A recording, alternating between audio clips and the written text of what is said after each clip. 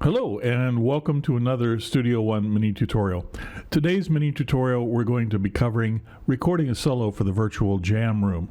Now this assumes that you are going to download a track that is already up there and may have one or more solos already recorded on it. So in order to do that, let's just take a look at the windows for the virtual jam room. I'm going to choose this one. It's Chuck Berry in G is the title.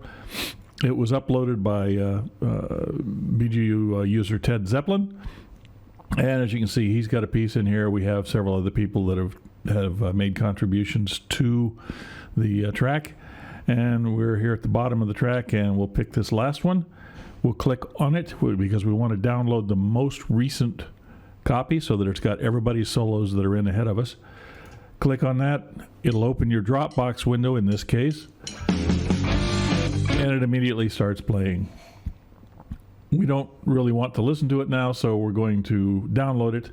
And in order to do so, click on the three dots to the right side of the window, and download pops up. Click on download, and you will get an option as to where you want to save it. Well, I previously saved this here, so I'm going to save it again, and it'll create another copy of the thing. So no worries. That's all we actually need to do in the virtual jam room for right now.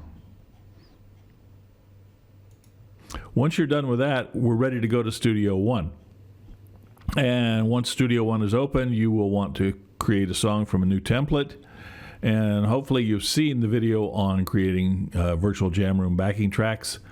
So we'll select the virtual jam room backing track template and click OK.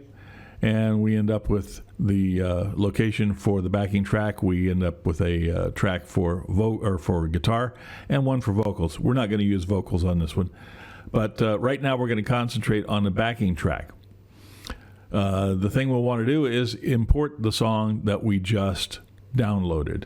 There's two ways to do this. One of which is to simply click on Song in the top menu bar and then Import File, and it will take you into an Explorer window, which you will need to navigate to the location where the file is saved. And as you can see, we're not there. So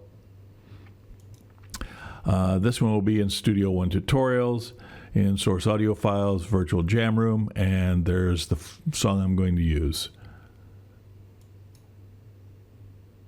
And there it is. It's that simple.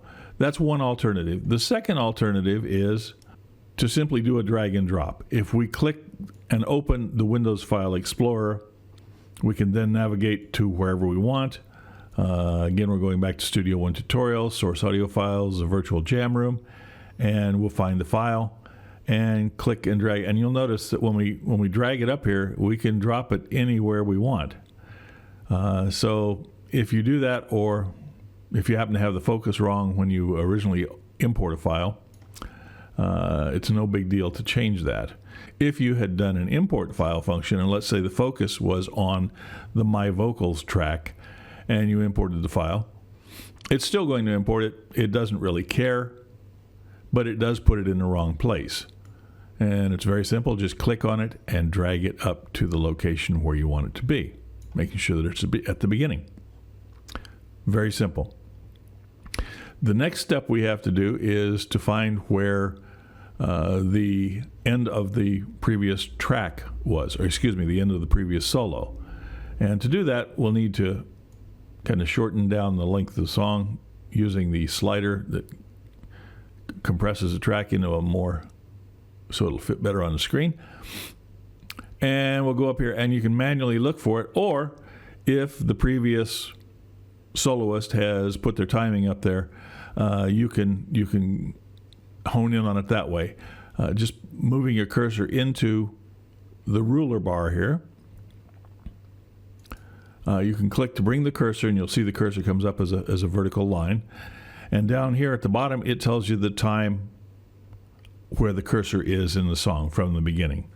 I honestly don't know where the beginning of this was, or the end of the solos were, so we'll just give it a quick listen.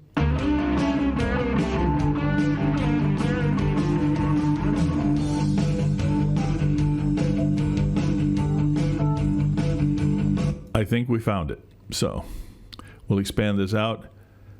Now, how did I find that? Well, it's just a matter of watching the graphics screen on the display and seeing where the levels seem to drop down. It doesn't work 100% of the time, and you may spend a minute or two finding the end of the track, but you'll eventually find it. So let's see.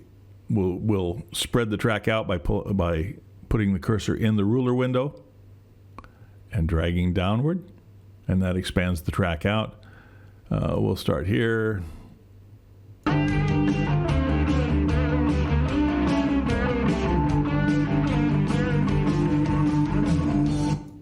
Okay, it looks like right about here is where the last solo ends. Now, for sake of argument here, let's set a marker track here, and this takes us into new territory. Over to the left of the ruler bar, you see a series of cryptic icons, one of which is the marker track. And it looks kind of like a flag, and that's exactly what it is. Opens a new track that is specifically for markers. And we'll come over to the marker track and we'll click plus, and it will create that marker track where the cursor was located or is located. Now, it's always going to be track number 2 because, or marker number 2, because marker number 1 is the very start of the track. There's one place there by default. Now, if you have several of these and you're editing a track for some other reason, that can get confusing. So what you can do is put the cursor right on the number 2 or whatever the number of the marker is, double click, and you'll get a dialog window. You can name that marker whatever you want, and that will remain. We'll call it My Solo Start. From that point, you have 3 ways to set up your recording. The first one is to record from the very beginning or any arbitrary point before here. Let's say we were right here, whatever makes you most comfortable doing. But at any point before your actual solo starts. And from there on, all you have to do is click the record button and to arm it, and click the record indicator down here, the little circle, or use your number pad star key, which is a shortcut that'll put you into record. If you click that,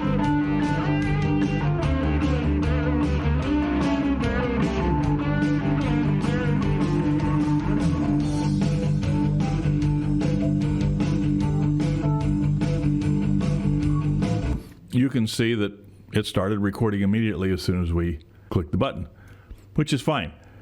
The only thing is you will have to come back and edit out anything that went in before the solo, unless you were, as Elmer Fudd would say, very, very quiet. The second method is to use the metronome pre-roll function. Now what that's going to do is that's going to actually back us up some period before our solo start, and it'll start playback and automatically drop into record at that point. So to do that, we'll go to the metronome, and we'll open the settings window, which is the little wrench icon that you see down here in the bottom. And we'll enable the pre-roll, and we tell it to back up roughly 6 bars.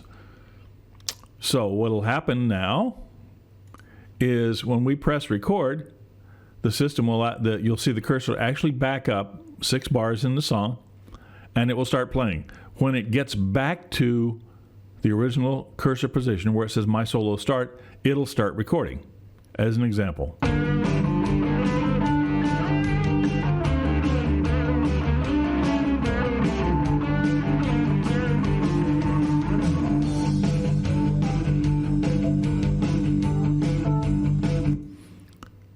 And you go on and play out until you're done with your solo. When you're done with your solo, then stop and do the necessary editing.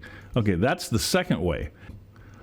The third method is to use what we call punch-in recording. Punch-in recording essentially says we're going to hit the ground running. It's kind of like jumping onto a moving train. But it's not as difficult as one would think. In order to enable punch-in recording, we're going to have to utilize loops within the system. And in order to set a loop to tell it where we want to record, we move the cursor up to the top right above the ruler line, and you'll see that the cursor changes from a pointer into a pen. And you click and hold and drag. And what this does is it creates a highlighted area in the lower half of the screen, but it also creates a little bar at the top with points at the end. And this will be your punch in, punch out section. The important thing to remember here is to make this loop as long as or longer than you intend to solo, because in addition to being a punch in, it will punch out of recording when it reaches the end of the loop. So if you only put it out for 2 bars and you tell it you want to go ahead and start, we'll enable it.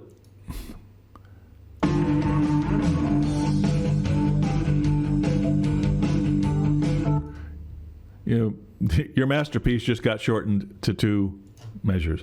So you'll take this, and generally I just stretch the thing out so it's far longer than I'm going to want to record, because I'll manually stop the recording at some point. We were at 207, so let's give myself 24 bars. That would put me up to a little past 209. Or, excuse me, 229. Okay, so we go back here to the beginning of it. Now, what punch-in does is it allows you to set the cursor anywhere you want in the song. So if you want to start jamming along from the beginning, that's great. It just won't start recording until it hits this line. Or if you just want to do a few bars, that's fine too. This is the method that I use most of the time when I'm recording the virtual jam tracks. Again, the process is you set your loop, and then down here in the transport bar, where you have all these little tiny icons, you have one here that is called Auto Punch. And when you highlight it and click on it, you will enable Auto Punch. And it's a shortcut key is an uppercase I believe, or is an I believe. Yes, and you can see that it is going on and off.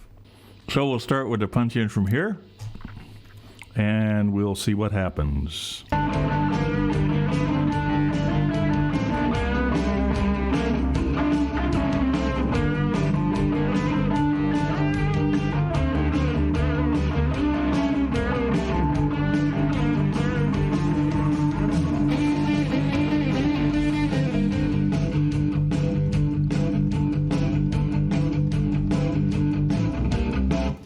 Recording ends. So now we have our guitar track and the solo recorded.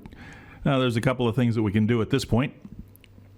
One of which is to find our endpoint, and we'll figure that's right about, let's see, we'll zoom in again by putting the cursor on the ruler track and scrolling downwards, and I'll move over to here or here.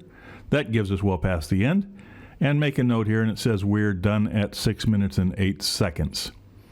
Okay, so we have an end point. We can come back here to our start point, mark that, and we have 5 minutes and 29 seconds. So we have everything we need. We can turn off the punch-in. We really don't care. We're not going to record anymore. And give it a quick listen, make sure that the balance is correct, and then export the track. And we want to bring that up just a little bit.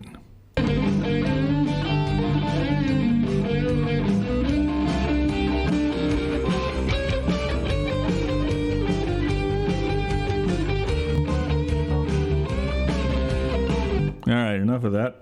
We don't need to listen to my solo all day long.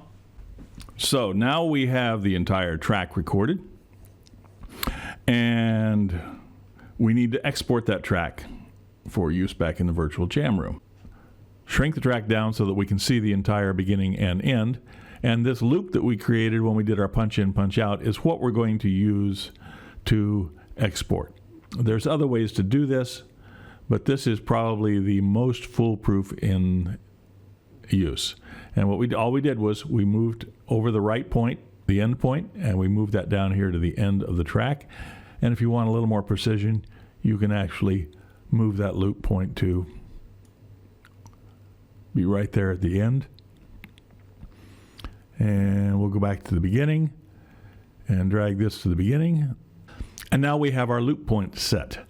There are other ways to do this, and I'll explain those in a minute, but this is the method that I use the most often and is the kind of thing that once you work it into your routine, it becomes second nature.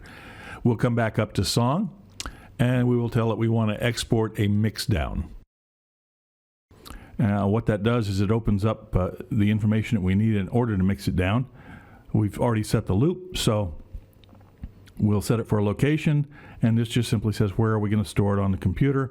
And in this it says in my F drive and Studio One tutorials, my source audio files, and a folder called VJR track, which is where all of the files for the song itself currently reside. But this one we marked as a Mixdown, so we'll put it there. It's called VJR sample track. Below that is publish, and we're going to leave that at do not publish. Presonus Studio One offers the ability to upload directly to SoundCloud. It also offers collaboration tools with their subscription service Sphere, but for the VJR, we're never going to touch those. We'll leave this at do not publish. The format is going to be MP3. We can export to a number of different formats, but for use in the virtual jam room, MP3 is the preferred method. Our sample rate will be 44.1 kilohertz, which is the same sample rate that's used on conventional compact disc recordings. And we'll put it at a constant bit rate, just because some other software has difficulty dealing with variable bit rate. Most don't anymore, but this allows for a constant and predictable stream. The quality stays the same on the entire recording. Our bit rate will be 256 kilobits per second. I recommend you use either this or 320. 256 is perfectly satisfactory. When I upload new fresh tracks, I try to do them at 320, but 256 will work well. And the reason for using a higher bit rate than, say, 64 or 128 or even 192 is that every time the audio is downloaded, a new track is added or a new solo, and it's uploaded, there is a process that takes place, and there is signal degradation in the original recording each time. In the lower bit rates, it gets to the point where by a 7 or 8 minute track, if there's 6 or 7 people recording in there, the quality gets pretty skanky right there at the end of it. So we'll leave that at 256. The export range, we're going to go between loops, which is why we set the loop points. The other options are between markers, which we don't want, and the other one is on a song start and end marker, which is by default in the system is set in a template, and it is usually set, I think, by default at either 10 or 15 minutes. And so you'd end up with the song, and then you'd end up with whatever time was left over. Or if, in fact, the track was longer than the template says, you'd end up truncating the track. So we'll set it between loop, and that way we know we're always going to get what we want there. The options, output is main. You're going to leave that all the time because that's the normal outputs for the system. We aren't doing many mono recordings, but leave that box unchecked regardless. And you'll see most of these are unchecked. I have the close after export checked simply so that this dialog box will go away when the mixdown process is done. And then click OK. You'll get a window that opens up, and you can see here it says clipping has occurred. The signal level was 0.7 of a dB. Oh, it's gone even higher now.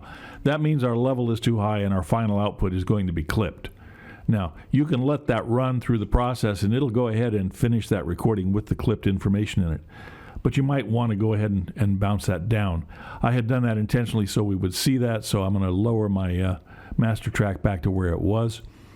Now, when I clicked cancel, it canceled the output, so there is no file that has been written. And we can go back through the export process again. Export Mixdown. We don't need to do this because all this information should stay the same. And click OK. And we'll go through the process. This is a fast process. The speed of how fast this happens will depend on how old your computer is, and it will also depend on how much information is in here. If you were working on a track with several different channels and a lot of effects processing, that mixdown process would take longer because it's actually doing the processing just prior to writing all the information to the hard drive. Now, it's done, so we can go take a look at it. And right here is our VJR sample track. You would want to listen to this now, either with whatever the built-in media player is on the system, so that you know that it sounds the way you want it before you upload your masterpiece to the world. And after that, that's done. Upload it to your file service capture the link, and then go back to the virtual jam room and save the link. Whew. It's a lot of stuff. I hope you've enjoyed this recording, and we'll see you soon.